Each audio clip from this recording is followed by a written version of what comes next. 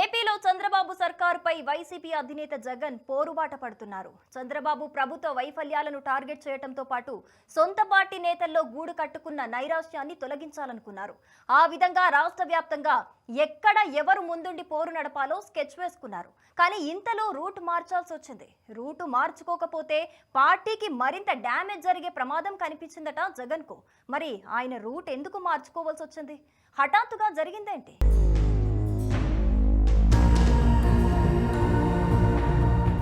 సమయానికి తగినట్టుగా వ్యూహం మార్చుకోకపోతే వెనుకబడిపోవడం ఖాయం అనేది వైసీపీ నేత జగన్కు బాగానే బోధపడినట్టుంది.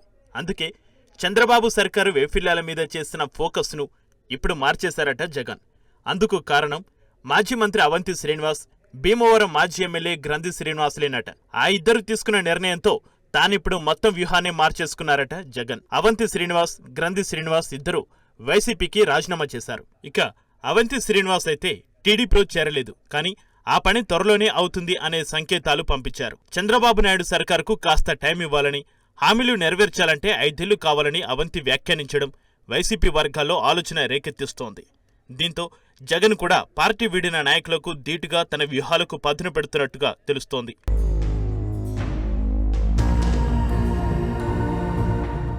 గత ఎన్నికల్లో వైసీపీ దారుణంగా ఓడిపోయిన తర్వాత పార్టీలో ఒక రకమైన నిస్తేజం ఆవరించింది. దాని నుంచి బయటపడడానికి కూడా ఇంకా సమయం పడుతుందన్న భావన వ్యక్తమవుతోంది. ఈ క్రమంలో దాదాపు 6 నెలల తర్వాత ప్రభుత్వంపై పోరుబాట ప్రణాళికతో ఉద్యమాలకు సిద్ధమవుతుంది జగన్ పార్టీ. ఇలాంటి సమయంలో ఆ పార్టీని మైండ్ గేమ్ ద్వారా దెబ్బకొట్టడానికి, పార్టీ బలహీనపడుతున్నట్టుగా శ్రేణుల్లో ఒక అయోమయం సృష్టించడానికి టీడీపీ తన వంతు ప్రయత్నాలు ప్రారంభించిందనే అభిప్రాయాలు వినిపిస్తున్నాయి. ఇందులో భాగంగానే ఒకే రోజు అవంతి శ్రీనివాస్, గ్రంథి శ్రీనివాస్ పార్టీని వీడిపోవడంగా అభివర్ణిస్తున్నారు రాజకీయ నిపుణులు.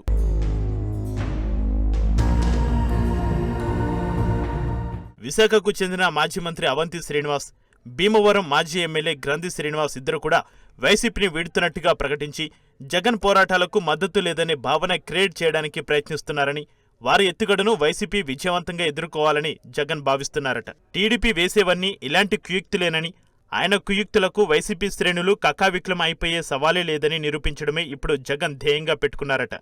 పలువురు నాయకులు వైసీపీని వీడి వెళ్ళిపోయినా వారి ఇంపాక్ట్ పార్టీ మీద ఏమీ ఉండబోదని చెబుతూ వారి ప్రాంతాల్లోని ఉద్యమాలు, నిరసన పోరాటాలు మరింత గట్టిగా జరిగేలా చర్యలు తీసుకోవాలని జగన్మోహన్ రెడ్డి పార్టీ శ్రేణులను పురమాయించారట. అక్కడే సక్సెస్ అయితే వైసీపీ కోట బలంగా ఉందని, చెప్పినట్టు అవుతుందని జగన్ భావిస్తున్నారట.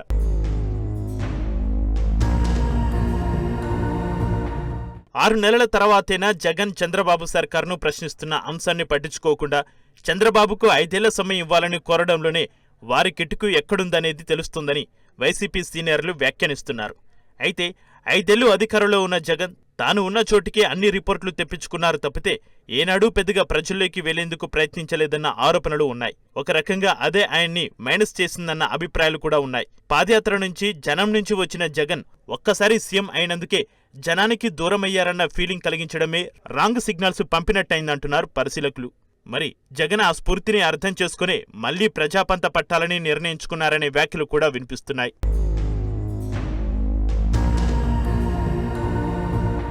ముఖ్యమంత్రి చంద్రబాబు నాయుడు తన సహజ శైలికి భిన్నంగా లేటి వయసులో సీఎం అయ్యాక పంత మార్చేయడం రాజకీయ వర్గాల్లో ఆసక్తి రేపింది. గుడిసెల్లోకి ఆయన వెళ్లడం, తన సెక్యూరిటీ వల్ల జనాలకు ఇబ్బంది కలగకుండా చూడడం వంటి జాగ్రత్తలు జనాన్ని ఆకర్షించాయి. ఇప్పుడు ఆ దృశ్యాన్ని జగన్ బ్యాలెన్స్ చేయాలని భావిస్తున్నారట. చంద్రబాబు పాలనా పగ్గాలు చేపట్టి 6 నెలలు అవుతున్నా 6 గ్యారంటీస్ అమలుకు నోచుకోలేదని, పాలనలో సంక్షేమం లోపించిందని జగన్ విమర్శనాస్త్రాలు రెడీ చేసుకున్నారు.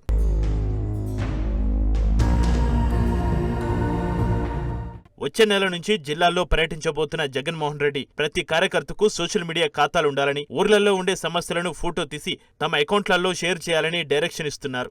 ఈ క్రమంలో పార్టీని వీడే వారి కుయుక్తులు ఒక చిన్న అవాంతరం లాంటివేనని, పార్టీ మీద వాటి ప్రభావం ఏమీ ఉండబోదని చెప్పేందుకే జగన్ ప్రయత్నిస్తున్నారట. మరి జగన్ మార్చిన ఫోకస్ సరిగ్గా వర్కౌట్ అవుతుందా? జగన్ లక్ష్యం నెరవేరుతుందా? చూడాల్సి ఉంది.